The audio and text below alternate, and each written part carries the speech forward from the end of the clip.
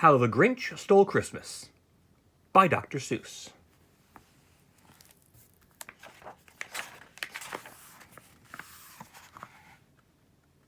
Every Who down in Whoville liked Christmas a lot. But the Grinch, who lived just north of Whoville, did not. The Grinch hated Christmas, the whole Christmas season. Now, please don't ask why. No one quite knows the reason. It could be his head wasn't screwed on quite right. It could be perhaps that his shoes were too tight.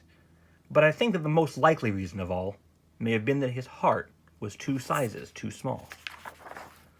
But whatever the reason, his heart or his shoes, he stood there on Christmas Eve hating the Whos, staring down from his cave with a sour, grinchy frown at the warm lighted windows below in their town. For he knew every Who down in Whoville beneath was busy now hanging a mistletoe wreath. "And they're hanging their stockings," he snarled with a sneer. "Tomorrow is Christmas, it's practically here." Then he growled with his Grinch fingers nervously drumming, "I must find some way to stop Christmas from coming." For tomorrow, he knew, all the Who girls and boys would wake bright and early. They'd rush for their toys. And then, oh the noise, noise. That's the one thing he hated, the noise. Then the Whos, young and old, would sit down to a feast. And they'd feast and they'd feast and they'd feast. They would feast on Who pudding and rare Who roast beast, which was something the Grinch couldn't stand in the least. And then they'd do something he liked least of all.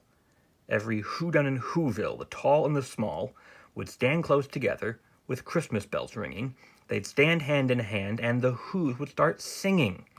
They'd sing and they'd sing and they'd sing. And the more the Grinch thought of this Who Christmas sing, the more the Grinch thought, "I must stop this whole thing.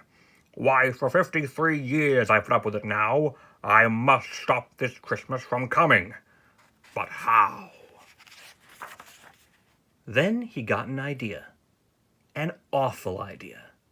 The Grinch got a wonderful, awful idea.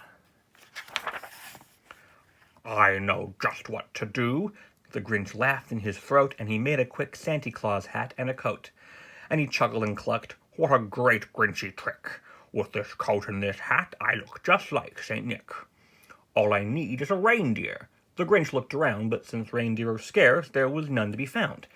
Did that stop the old Grinch? No, the Grinch simply said, "If I can't find a reindeer, I'll make one instead." So he called his dog Max, and he took some red thread, and he tied a big horn on the top of his head. Then he loaded some bags and some old empty sacks on a ramshackle sleigh, and he hitched up old Max. Then the Grinch said, "Get up!" And the sleigh started down toward the homes where the Whos lay a snooze in their town. All the windows were dark, quiet snow filled the air. All the Whos were all dreaming sweet dreams without care, when he came to the first little house on the square. "This is stop number 1, the old Grinchy Claus hissed as he climbed to the roof, empty bags in his fist. Then he slid down the chimney, a rather tight pinch. But if Santa could do it, then so could the Grinch. He got stuck only once for a minute or two. Then he stuck his head out of the fireplace flue, with little Who stockings all hung in a row. "These stockings," he grinned, "are the first things to go." Then he slithered and slunk with a smile most unpleasant around the whole room, and he took every present. Pop guns and bicycles, roller skates, drums, checkerboards, tricycles, popcorn and plums. And he stuffed them in bags. Then the Grinch, very nimbly, stuffed all the bags one by one up the chimbley. Then he slunk to the icebox. He took the Who's feast. He took the Who pudding. He took the roast beast. He cleaned out that icebox as quick as a flash, while that Grinch even took their last can of Who hash. Then he stuffed all the food up the chimney with glee. "And now," grinned the Grinch, "I will stuff up the tree." And the Grinch grabbed the tree, and he started to shove, when he heard a small sound, like the coo of a dove. He turned around fast, and he saw a small Who, little Cindy Lou Who was not more than 2. The Grinch had been caught by this tiny Who daughter who'd got out of bed for a cup of cold water. She stared at the Grinch and said, Santa Claus, why? Why are you taking our Christmas tree? Why? But you know, that old Grinch was so smart and so slick, he thought up a lie. And he thought it up quick. "Why, my sweet little tot," the fake Santa Claus lied, "there's a light on this tree that won't light on one side. So I'm taking it home to my workshop, my dear. I'll fix it up there, then I'll bring it back here." And his fib fooled the child. Then he patted her head, and he got her a drink, and he sent her to bed. And when Cindy Lou Who went to bed with her cup, he went to the chimney and stuffed the tree up. And the last thing he took was the log for their fire. Then he went up the chimney himself, the old liar. On the wall he left nothing but hooks and some wire, and the one speck of food that he left in the house was a crumb that was even too small for a mouse. Then he did the same thing for the other Who's houses, leaving crumbs much too small for the other Who's mouses. It was 1/4 dawn, all the Who's still abed, all the Who's still a snooze, when he packed up his sled. Packed it up with their presents, the ribbons, the wrappings, the tags and the tinsel, the trimmings, the trappings. 3,000 feet up the side of Mount Crumpet, he rode with his load to the tip-top to dump it. "Pooh-pooh to the Who's," he was Grinchishly humming. "They're finding out now that no Christmas is coming. They're just waking up. I know just what they'll do. Their mouths will hang open a minute or two.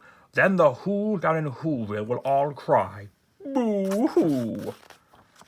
"That's a noise," grinned the Grinch, "that I simply must hear." So he paused, and the Grinch put a hand to his ear. And he did hear a sound rising over the snow. It started in low, then it started to grow. But the sound wasn't sad. Why, this sound sounded merry. It couldn't be so, but it was merry, very. He stared down at Whoville. The Grinch popped his eyes. Then he shook. What he saw was a shocking surprise. Every Who down in Whoville, the tall and the small, was singing without any presents at all. He hadn't stopped Christmas from coming. It came. Somehow or other, it came just the same. And the Grinch, with his Grinch feet ice cold in the snow, stood puzzling and puzzling. How could it be so? It came without ribbons. It came without tags. It came without packages, boxes, or bags. And he puzzled 3 hours till his puzzler was sore. Then the Grinch thought of something he hadn't before. Maybe Christmas, he thought, doesn't come from a store. Maybe Christmas, perhaps, means a little bit more. And what happened then? Well, in Whoville, they say that the Grinch's small heart grew 3 sizes that day. And the minute his heart didn't feel quite so tight, he whizzed with his load through the bright morning light, and he brought back the toys and the food for the feast, and he himself, the Grinch, carved the roast beast.